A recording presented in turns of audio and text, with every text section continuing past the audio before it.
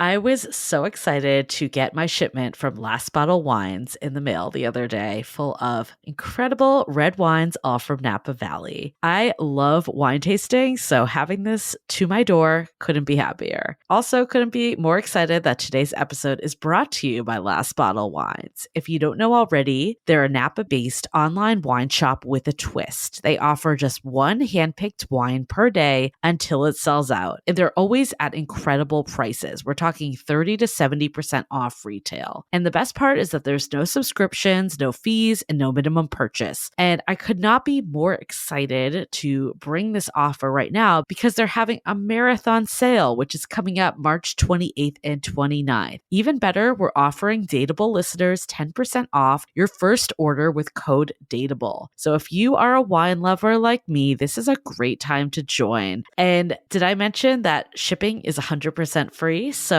what are you waiting for? Mark your calendar for March 28th and 29th, or get on it earlier if you want. You can sign up at lastbottlewines.com and use code DATEABLE and find out why Last Bottle is the most fun way to discover and buy amazing wine. Living with ADHD can be a challenge, and dating with ADHD is definitely a challenge, we've heard many of you say. But finding the right care and proper tools needed to succeed can be life-changing. Done is an online ADHD care platform that can get you all the resources you need to help manage your ADHD. Online visits, refills, and a 24/7 care team made for you. In just 1 minute, Done's online assessment can help kickstart your ADHD treatment journey. With experienced clinicians, worry-fill refills, and online visits, you can start getting personalized care as soon as today or tomorrow. So contact an expert team that can help you around the clock and get a personalized treatment plan just for you. Here's how you do it. Take a free 1-minute assessment and book an appointment with a licensed ADHD clinician as soon as the next day.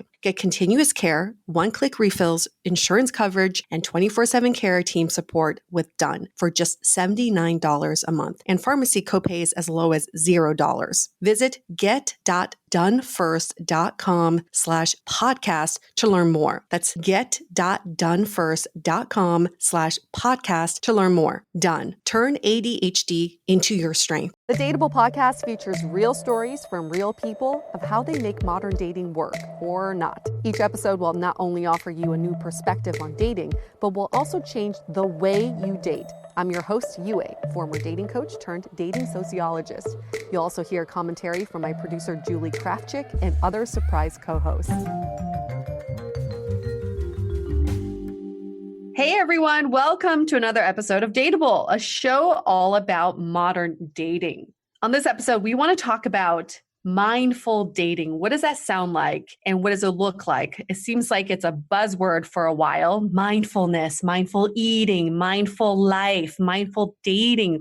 What does it mean? That's why we had to bring in an expert because I have no idea how to even approach it. That's why we have Erin on the phone. Hi, Erin. Hey. Hey, she is the host of the Wise Woman podcast. She's 28 years old. She currently lives in Chicago, originally from Chicago, but has lived in many places in the last 5 years. She was on the road for a long time. She said that's a story for later. And she's currently in a monogamous relationship, engaged. Just a little background about why she's an expert in this field. She's an international wellness consultant, spiritual teacher, and retreat leader. She facilitates innovative mindfulness workshops in the areas of meditation, emotional intelligence, positive psychology, conflict competency, nutrition, yoga, and spiritual, personal, and professional development. Got it. Oh, amazing. Everything. You did your research. Girl, it's like, what else? What don't you do? Yeah. Like, what? So you're not talented at all. You have no skills. But we want to talk about mindful dating because I think a lot of you listeners are really interested in tactful ways of approaching dating. And one of those could be mindfulness. So let's first talk about, what does being mindful mean? Can you define that for us, Erin? Mindfulness is actually a Buddhist term. So it's really interesting because in the school systems, we try to separate, church and state, even though we say God in our Pledge of Allegiance. But mindfulness is Buddhism. I mean, it's straight up like Buddhism, Buddhist ideology. It's one of the safest words, though, when we bring meditation into the school systems, which I find very interesting, and in the corporate space. mindfulness is paying attention. So right now, if you and I are talking, we're on this podcast, we see each other via Zoom, and we're only paying attention to the words coming out of my mouth and the words coming out of your mouth, then we're basically in a mindfulness conversation, a mindful conversation. We're in a mindfulness meditation. So being very present. Now, as it relates to mindfulness and dating, it's so important to, and your highest work is to know thyself. How deeply do you know yourself? If you go on a date with somebody who has 5 or 6 drinks and ends up wasted, maybe that triggers something within you because of, alcohol abuse in your lineage.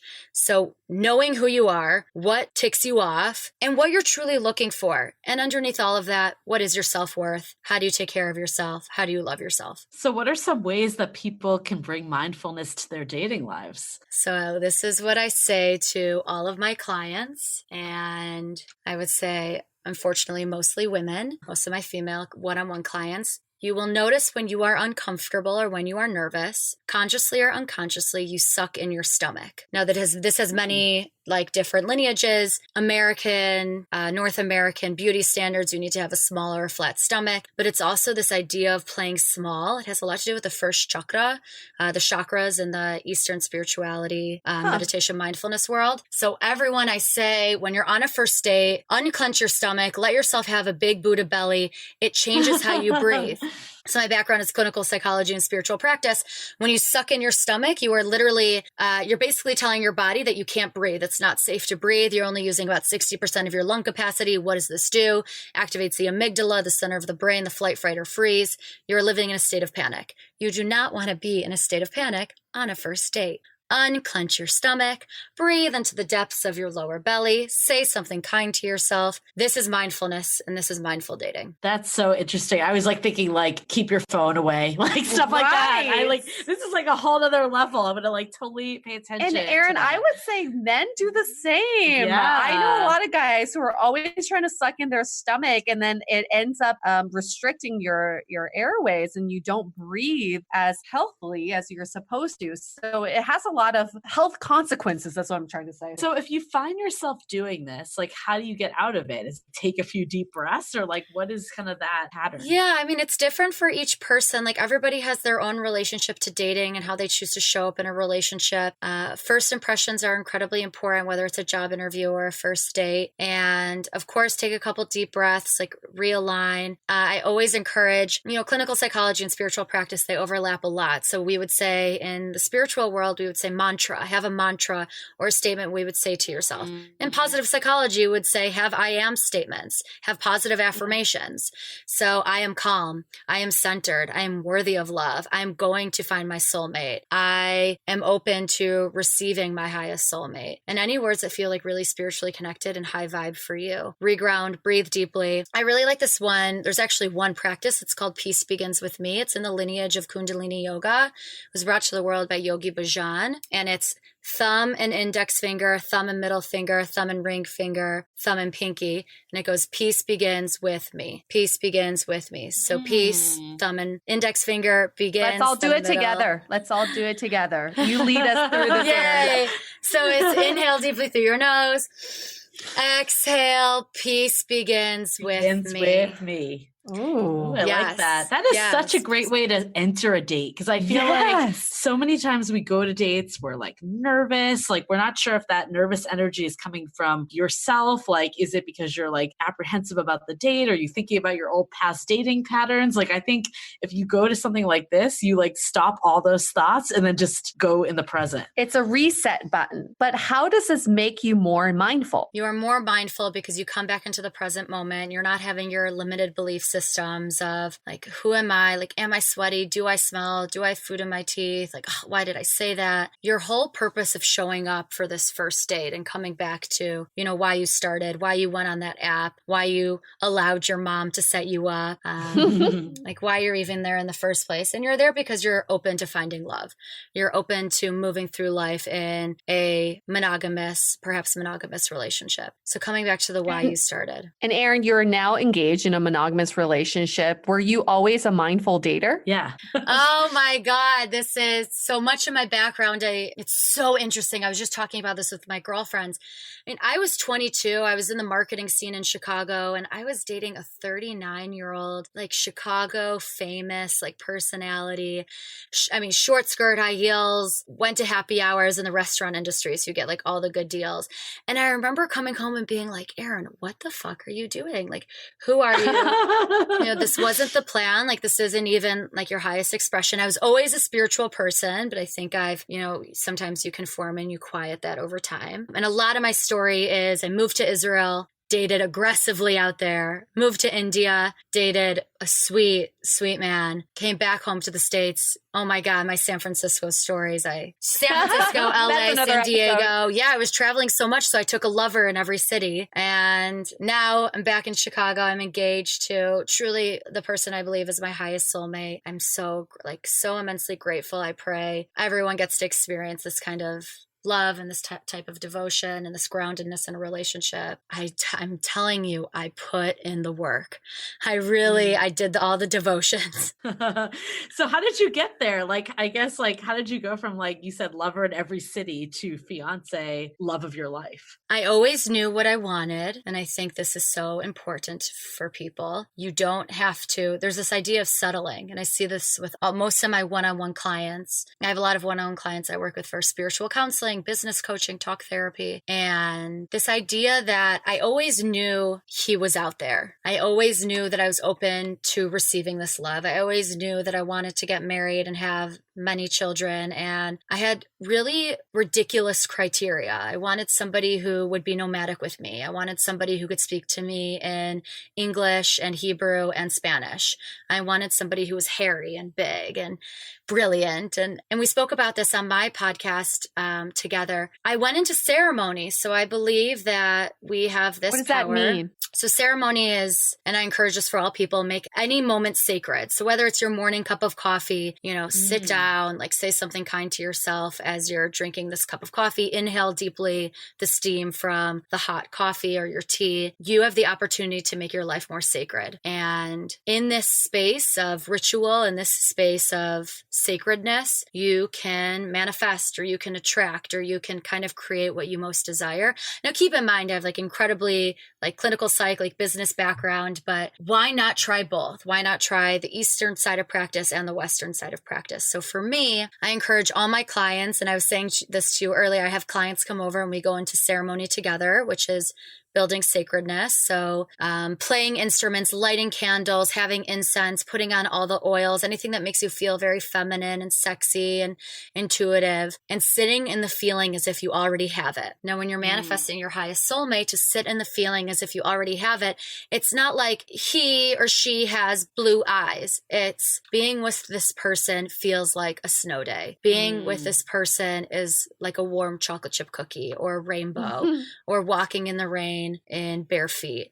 It's things that are very intimate and personal, and only you know what that feels like. So I did that ceremony. About 2.5 years ago. And the idea is you practice this ceremony and you write it down and you make this piece of paper really beautiful and you consciously lose it. But you lose it in a place where you could probably find it. So I have this beautiful piece of paper somewhere in my parents' spare bedroom in my house in the suburbs. And I always knew in the back of my mind, I did my ceremony. So I'd go out on dates and I would recognize if I felt anything that was similar to what I was looking for in that ceremony. And if it was there, then I would continue dating this person. And if it wasn't, I was out in a second. I mean, I was out. This wasn't of highest good. I'm leaving immediately. That's so interesting. And one comment we have to do the ceremony. That's we have to do the ceremony. But, I love, I'm sorry, Julie, I cut you off. I just got so really excited. I'm ceremonying right now. I know. But I think the other thing is I've experienced this myself, is you meet this guy or girl and they are great. They're everything that you think on paper, or everything's vibing, but at the same time, it's not vibing for whatever reason. And I think those ones sometimes are the hardest to cut off, because you're I should like this person. I want to, but you would say cut it off. Oh, if it's not sitting well. So if it's not sitting well in your heart, that's one thing. If it's not sitting well in your second chakra. So in your genitals, in your uterus. And women, this is only for those of us who were born as a woman with a uterus and a vagina. Something very specific to women is the vagina tingle. Now, it happens in many different circumstances. It could be you're looking over a menu and you're like, oh, I should have a salad. But then your eyes wander down and you see a burger. And like when you read the burger, you get like a woo, like in your uterus. Yes. So that's the same things for when a man or a woman walks into the room and you get that tingle. This is when a woman knows it's not that you're just aroused, it's that you're intrigued, that you want to have this conversation, you want to engage. So if you have that vibe where you don't want to engage and you don't have that vagina tingle, then get out of there. I love the vagina tingle. That is the woohoo in your woohoo. So you've kind of brought up chakras a few times. Can you kind of explain a little more what this is and give us a little more details? And why people should care about their chakras? Yes. Oh my God. Amazing. I love this question. And I actually built a whole certificate program. I'm now certifying people in the practices that I share. So if anybody is listening and you want to become a mindfulness and well-being strategist, and you want to share this work either one-on-one or in the corporate setting, definitely I'll send the info to both of you and you can definitely reach out. So the chakra system, so it's chakras, and the chakra system it's a Sanskrit word. It translates into wheels, and it's 7 energetic points from the base of the tailbone to the top of the head. Now, the reason I love the chakra system so much is they have impeccable pairings to psychology and to science. So like we mentioned, the first chakra, the Muladhara, this is the base of your needs. This is Maslow's hierarchy. This is safety, security, comfort, food, shelter, your basic needs that must be met, how you allow yourself to take up space. And it's so important to have this conversation in dating. And I'll tell you, I'll even say my client today, her and her partner, they're not doing so well. And one of the first things I asked her, we were talking about her basic needs and if they were being met. I asked her, when you're in bed together and you're just sleeping, are you curled over in the corner of the bed or are you sprawled out taking up space? And she says, oh my God, Erin, I'm in the corner of the bed. I don't feel like I can even take up space, like even sleeping, like restful in our bed. And I was like, love, like you are not meeting your basic needs. You're absolutely closing the first chakra system, like the first chakra. And you can't move upwards. You can't have enlightenment. You can't have these like deep intellectual conversations. You can't attract your highest soulmate when you're not meeting your basic needs. So I think it's incredibly important to know how your body is connecting to the world around you. And the greatest tool to use is the chakra system. Okay, so I saw on your website that there is the 7 chakra ritual to tap into your feminine power. Can you tell us a little about that? Besides the vagina tingles. Oh, well, let's talk about the vagina tingles. Okay, this is one of my, I run a soul immersion called 9-month soul immersion. It's like a group coaching program. And we just finished the month where we talked about the second chakra. And we talk about exactly what we said to you, the vagina tingles. Now, there's a specific yogic lineage in Tantra yoga, which is commonly known as like the sex lineage of yoga, although that's really is a misrepresentation. It's more sensual and mindful and feminine, and it's like a different embodiment of yogic lineage. And they encourage women to wear the jade egg. Now, the jade egg is a semi-precious stone that you wear in your uterus.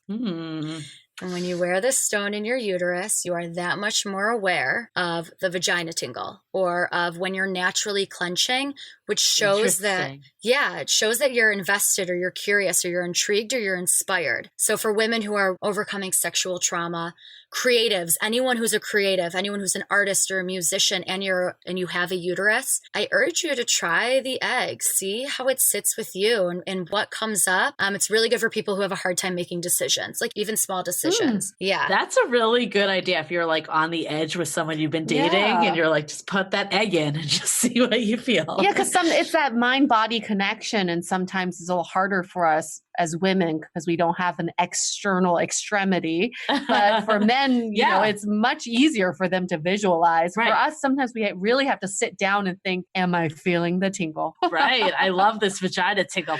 I feel like for years, I've not been able to put the words around what this actually is. It's vagina tingle. Like people ask all the time, like why there's chemistry and why there isn't. Yeah. And it's like no one can ever explain why they just feel it or why they don't. Absolutely. And it's also smells, and smells is like, are you naturally, and this is something you could do on a first date. Now, if you are a woman and you are on the birth control pill, or you are on any synthetic hormone, how you smell yourself and how other people smell to you is different.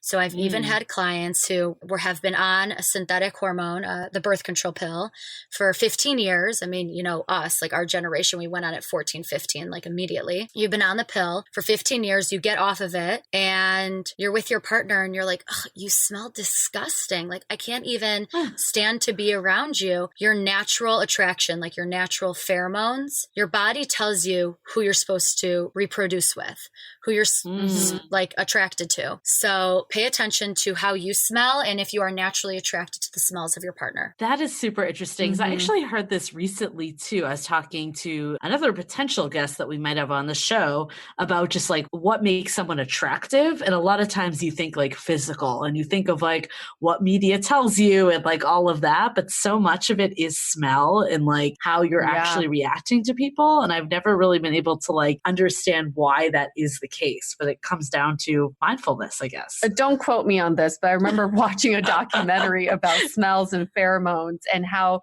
we naturally are attracted to certain smells that have different genetic makeup than us because to avoid inbreeding and incest. So you actually are attracted to people who are like different race and different everything. Don't quote me. I remember it was like Attraction 101 on Netflix.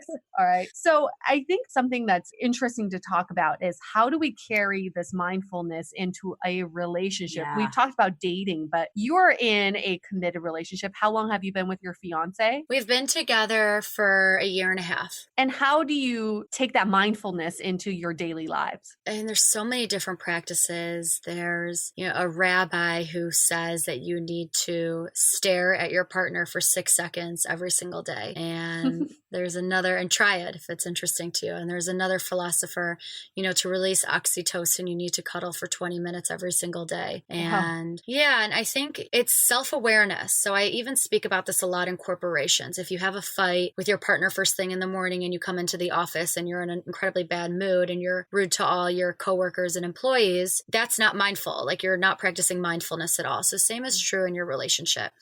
Why are you upset? So it's like naming it really authentically. Yeah, I got stuck in Dallas airport the last 24 hours. I got home late last night and my fiance, John, came to pick me up. And I was like so ecstatic he was picking me up because it was like it was just like not a fun day of travel. And we get back to our apartment in the city and we park on the street. And I wanted him to like circle around a couple more times to see if we could just get a parking spot closer to our building. And he's like, no, like let's just take the spot that we always take. It's like literally a 3-minute walk. It's not a big deal.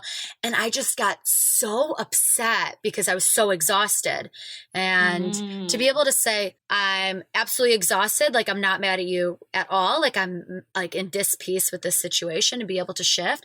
That's like a very, I would say, like surface level example. But yeah, no, it's good though. I like examples like that because they're realistic of like what that could practical. Let me take that actually one layer further, because this is one that I've noticed a lot. The example I actually brought up earlier in our conversation. If you're dating somebody and they get drunk a lot and that's not like the person that you want to marry and have kids with, pay attention to that. Like, make sure you say, alcoholism runs in my family. Like, this isn't an attractive trait. Or like, you're with somebody who does like a lot of drugs or spends a lot of money. That's another one of my clients. Her partner spends a lot of money and she has financial insecurity and has like a lot of student debt. So it's having these, like, what lies beneath the surface and how are you speaking about it? So one thing that comes up, I think, a lot is like always thinking about the future. Like, if you are dating, you're like, can this person become my boyfriend or girlfriend? And then when you're actually together, you're like, could this be the person I marry? Like, it's always like you're thinking one step ahead instead of just being present, like with the current situation.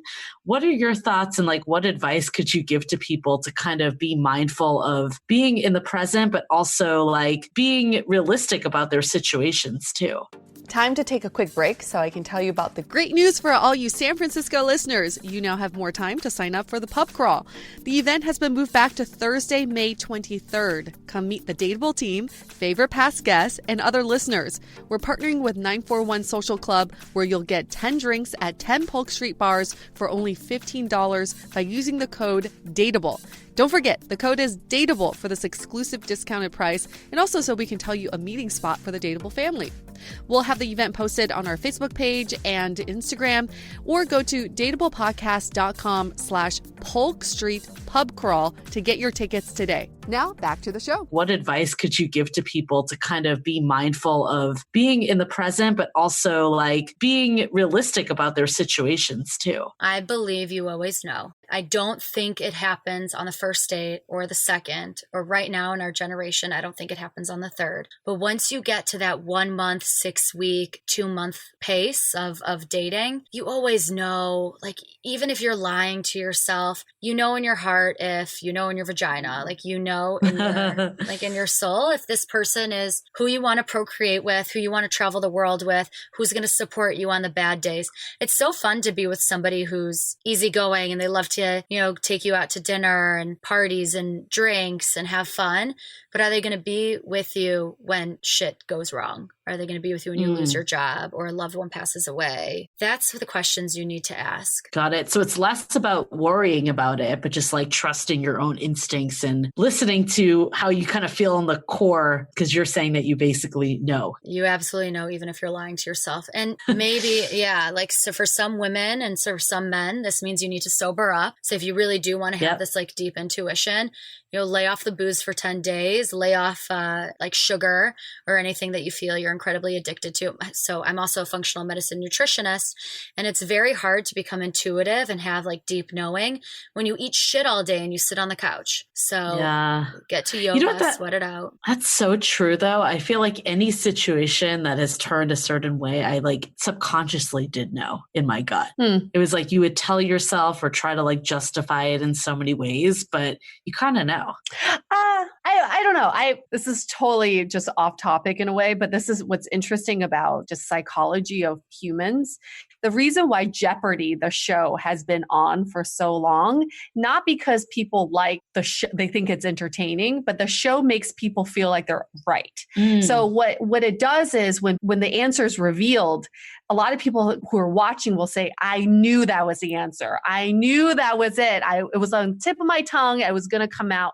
And I think that's what happens with human behavior is that sometimes we're like, I knew that was going to happen. I'm very intuitive where I knew that was going to happen. It's not so much like whether that's true or not, is that we just have to trust our feeling of whether we think we're right or not, right? So if you feel like in your gut that a situation is not going well, if you just feel that, that's your truth. It doesn't even matter if that's not the truth, right? So we just have to honor our truths even more. You're always safe in your truth. You always have to honor your truth. I love that. I love Jeopardy. Yeah. I absolutely agree.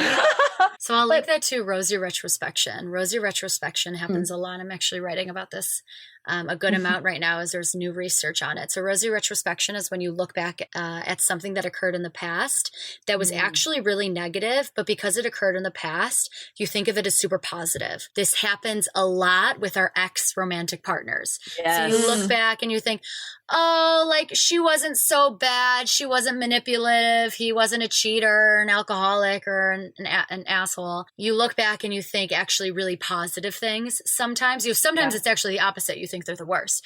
But that's when we get back together with our exes. I mean, this happens all the time. You look back, you're like, oh, it was great. It's like the episode we did on the gold standard on that one person that you think that's the person that got away. But then when you really think about it, really wasn't. So that's a good segue because I saw this quote on your Instagram when I was sufficiently stalking you on your website.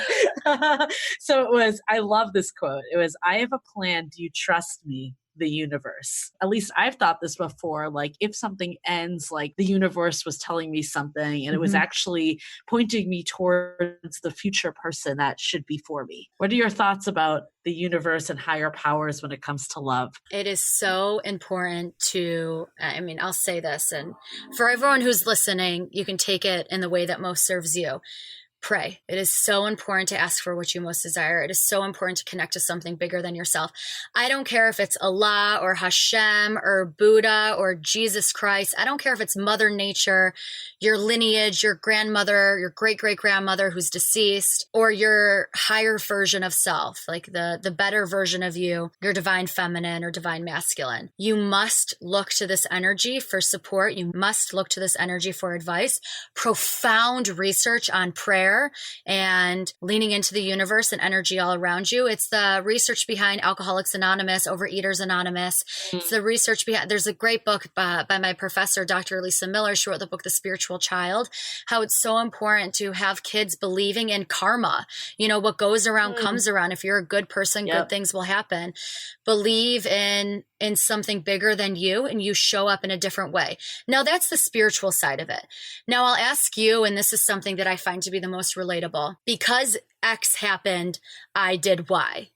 Because my relationship didn't work out, I moved to Israel. You know, like, it's really important to ask yourself why you're doing these things. Because this guy was a horrible boyfriend, I became really involved in this book club, and now I have this whole new group of friends. You have to look at what comes as a result from X not working out. It's always a blessing. So I was reading an article about the happiest villages in the world and what they have in common. They not just happy, but they also live to be like over 100 years old. And the two commonalities between all of these villages was, one, they pray every day, and two is they believe in a higher being. Those were the only commonalities.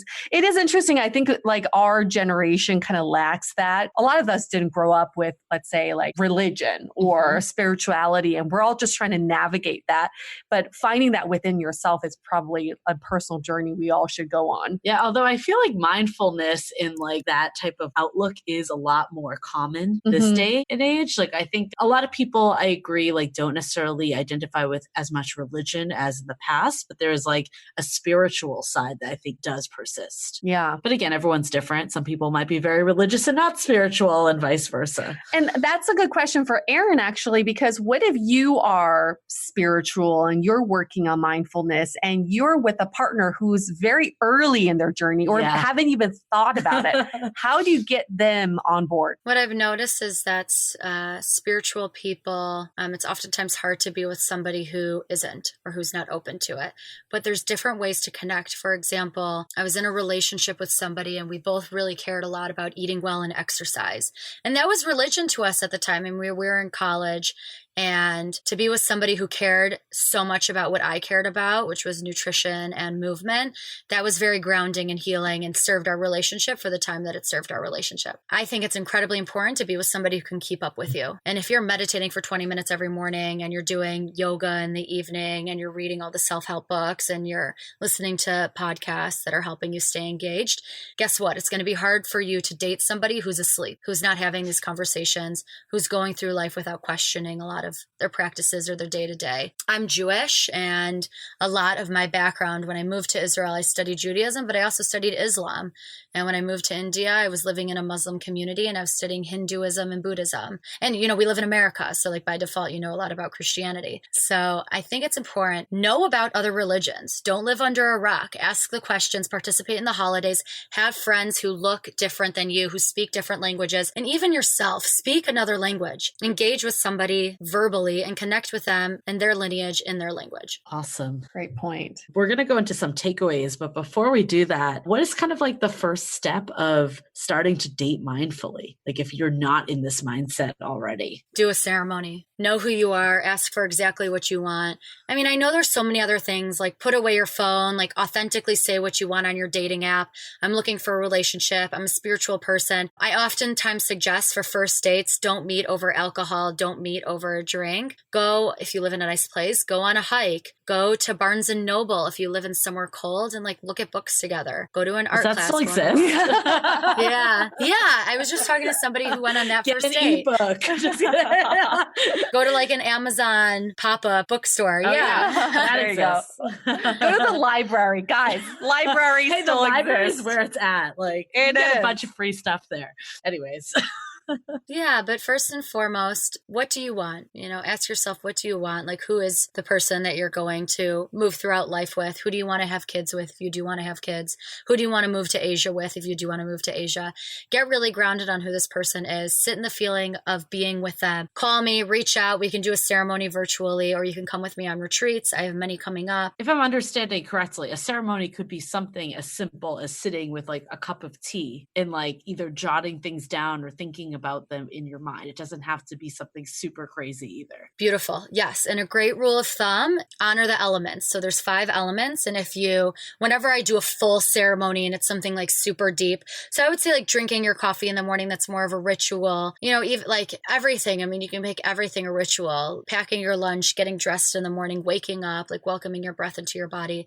But if you're going to do a ritual, you're going to do a full blown ceremony, honor the 5 elements, which is earth, air, water, fire, and ether. Earth, be in nature, or, in my apartment in the city, I have a lot of plants. I have a lot of crystals. This is earth. Fire, light a candle, be by a fireplace. Air, have an air diffuser, be by an open window, turn on a fan.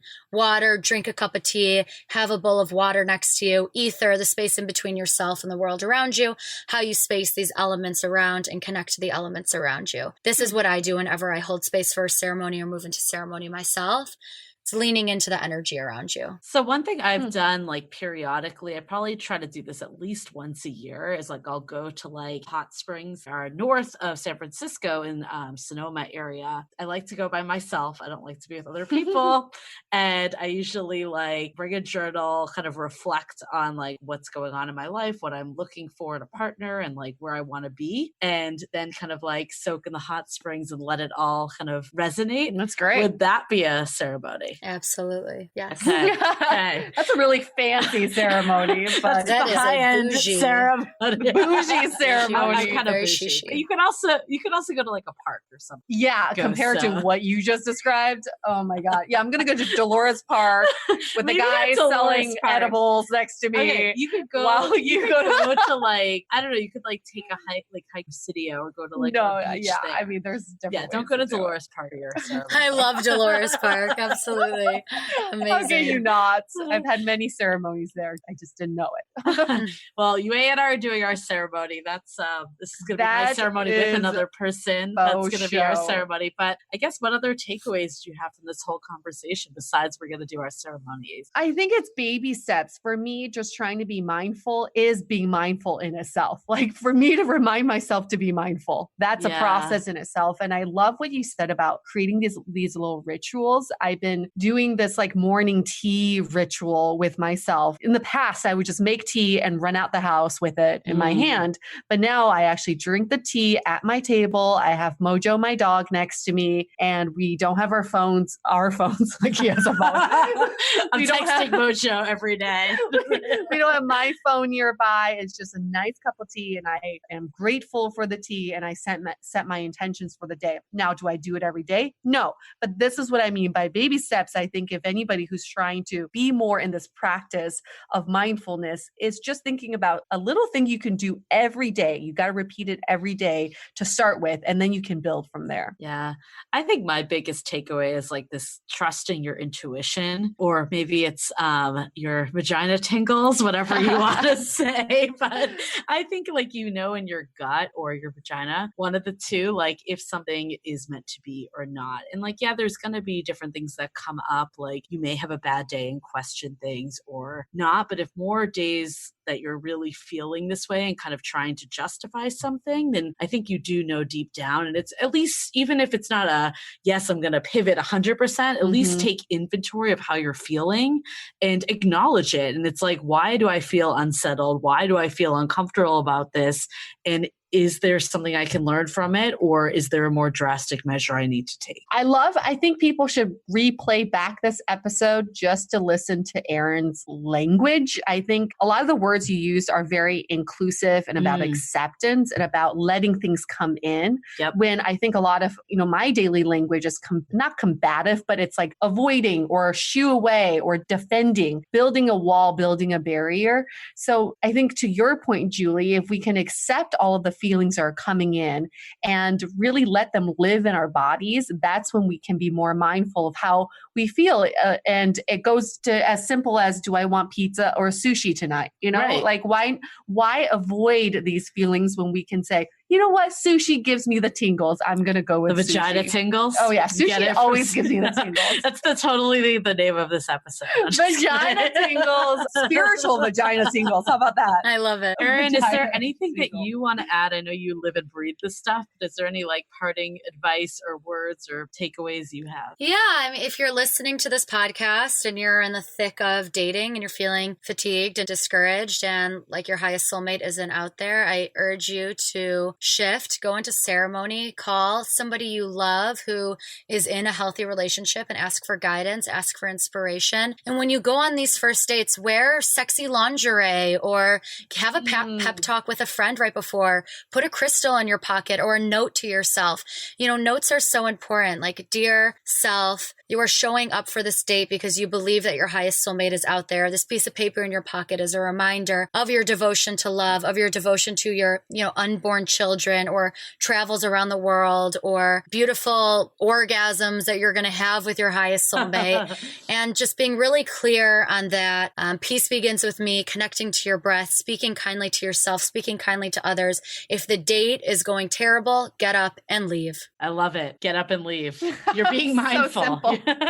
You're So listening to your simple. inner self here. Shall we do a Okay. question of the day? Yeah, let's do a question of the day. Okay. This one comes from Larry. He says, I met this amazing woman and we had a great 3 months together until she found out she has to move to another country. Overall, we get along great, but I do have a few doubts. And some of those come from not getting enough time to truly see if this could work. Is this a universe telling me I shouldn't be with her? Or should I say, fuck the universe and try anyways to make it work? I love the idea of believing in the universe, but maybe I'm looking too hard for signs. Oh, Larry, what a sweet man. Larry, you have to show up. Like, you definitely have to show up, at least for the long distance relationship. Show up for a certain amount of time, plan a trip there, maybe even help this person move in to their new space and see what that feels like. And maybe even see for yourself, are you open to relocating? Are you open to working remotely? It's so rare to find something good. And if it's 3 months, that's a good amount of time. And it sounds like it's been really positive. So show up. Maybe the universe is speaking to you because I'm the one answering your question. And maybe the universe is speaking to you because airfare is surprisingly cheap. Maybe you find a job opportunity in London, or that's where she's moving, right? Or they're moving? She didn't say. He did say another country. Oh, another He did country. say that. Okay. So another country. But That's Erin, true. what do you think about his question of looking too hard for signs? Is that something that people are guilty of sometimes? Yeah, so you have to be very clear on what your signs are. For some people, so for example, I can say for myself, and I don't like, this isn't, a lot of people are really into spirit animals. That's not my forte. I'll say I'm more logical than that, but I will say whenever I know I'm in flow, I see a deer. And, that's something that always resonates with me. I'll even go as far as saying after my fiance proposed, 4 deer ran out of the woods and onto the beach. Like, it was Wow. it was huge, right? It was so moving to me. And like, whenever I'm in a bad mood or like I need to shift and I'm like questioning, a deer will come into play, or I'll get like a phone call from a friend who like really wants to connect. So I would say, Larry, what are the symbols that resonate with you? Maybe it is an animal. Maybe it is like a dream where your great grandmother who's passed away is speaking to you about pursuing this passion, about pursuing this romantic partner. Maybe you guys have like a common inside joke and it comes up randomly on the radio or in a podcast or whatever you're listening to or reading, things like this. And you have to be clear on what signs you're open to. So if you're thinking of moving to this place or continuing this relationship, make like a huge declaration. Like, if I'm supposed to pursue this, I will see an owl, or I will see red sandwiches, Beetle or like bug. whatever. Yeah. Whatever resonates with you. Red sandwiches. I don't know. I think I just Are you got trying to hungry. break them up? I'm just kidding. No, but okay, so I totally get that. But sometimes I feel like when people are looking for something, they just all of a sudden start seeing it. So it has to be kind of obscure. It has to be huh? super niche, Julie. That's so funny. Yeah. They're going to break up. What, like red sandwiches? Where are they? Yeah, there's no red sandwiches out there. So He's doing his fate by thinking that.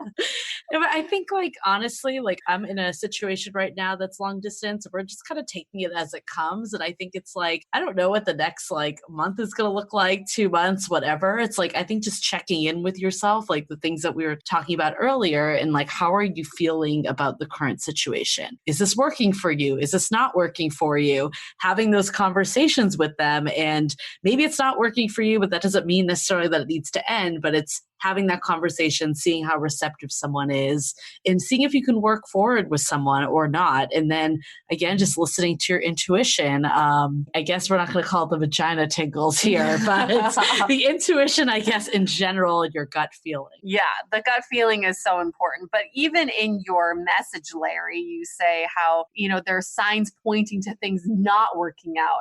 And again, Julie, you're saying once you look for something, you tend to see it all the time. So instead of like looking towards these things that you think are happening, why don't you look for things that you want to happen? Like what Erin was saying, the red sandwiches and the deer.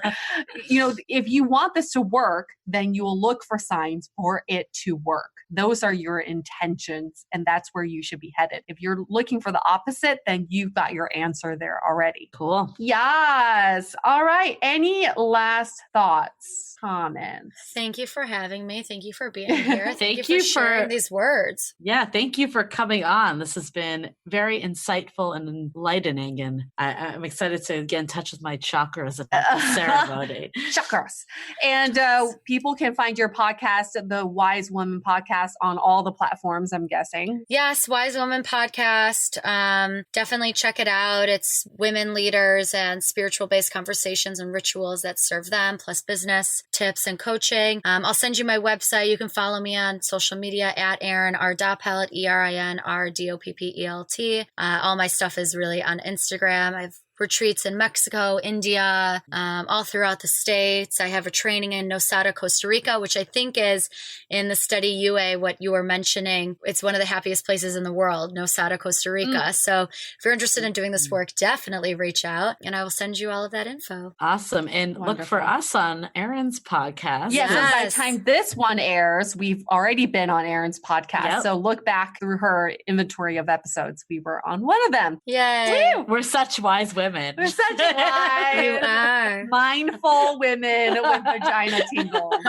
Thank you so much, Erin, for being on our show. And by the way, I just want to also note we met Erin at South by Southwest. So thank you, South by Southwest. Yes, thank you, South by Southwest. I love you guys so much. Oh, South by, the best place ever. There were great signs there. Great signs from the universe. Signs of how we're moving forward with this podcast. Yes, we're moving forward. Okay, we'll link everything about Erin in our show notes. All right, with that said, we're going to wrap this up. Stay dateable. Your action item for this week is to get in the habit of ritualizing and holding ceremonies. Ritualize some of the smaller everyday events, such as that first cup of coffee or even your bedtime routine. This will help you stay mindful and grateful. Hold ceremonies for those transformative times when you want to reset your intentions, clear your mind, and find a fresh perspective. Your ceremonies don't have to be grand gestures, but do something, even as simple as lighting some candles, to visually and mentally mark these moments. Want to continue the conversation? First, tag us in any post with hashtag #StayDateable. Then head on over to our website, dateablepodcast.com. There you'll find all the episodes as well as articles, videos, and our coaching services with vetted industry experts. You can also find our premium Why series, where we dissect, analyze, and offer solutions to some of the most common dating conundrums. To connect with us, find Dateable Podcast on Facebook, Instagram, and Twitter. We're also downloadable on Spotify, iTunes, and other podcast platforms. Your feedback is valuable to us, so don't forget to leave us a review on iTunes. And most importantly, remember to stay dateable.